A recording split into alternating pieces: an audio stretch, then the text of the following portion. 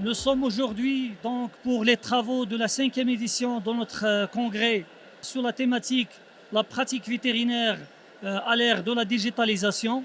C'est une édition caractérisée par la présence de plus de 250 personnes étrangères.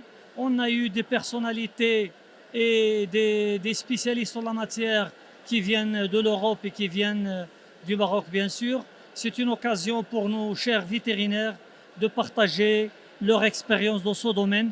Spécialement pour cette année, cette édition, ça coïncide avec le 45e anniversaire de la profession vétérinaire et c'est une occasion pour nous pour célébrer et rendre hommage à certaines personnalités qui ont marqué l'histoire de notre profession vétérinaire libérale. Et j'ai eu la chance d'animer donc l'ouverture du congrès sur la digitalisation en médecine vétérinaire et tous les enjeux que ça recouvre, c'est-à-dire la modernisation des pratiques, les nouveaux outils. Pour moi, c'était un immense honneur d'être là parce que je sais que c'est un pays qui est en croissance importante en agriculture.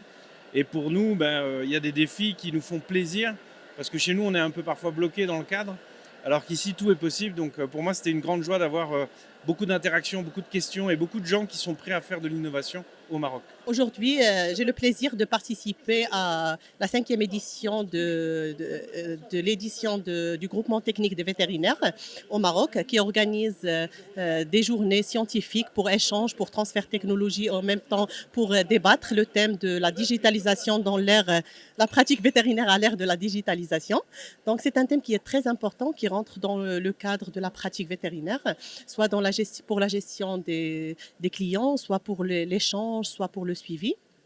Donc, c'est un thème qui va être abordé durant ces 2 jours et où on va discuter les différents aspects de pratique vétérinaire, soit dans les disciplines bovines, équines, aviaires ou autres espèces, et l'apport de la digitalisation dans ces filières.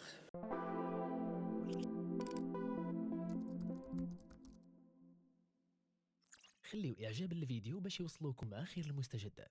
بمجرد الاشتراك في القناة وتفعيل الجرس غادي تكونوا من المساهمين في دعم المضامين الجادة والراقية.